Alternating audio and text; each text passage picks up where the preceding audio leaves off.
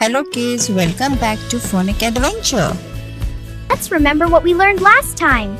J says J like jelly. K says K like kite. L says O like lion.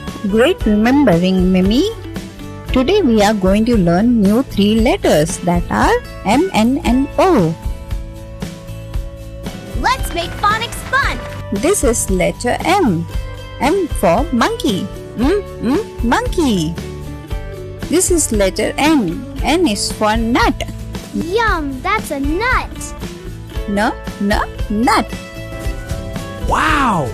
A bright orange! This is letter O. O is for orange. Orange. Let's play a game. What sound? Yeah. What sound? What sound? Great job today, kids! Today we learned M, N, and O! Next time we'll learn more exciting letters. Bye, kids! See you in the next phonics adventure! Bye, see you.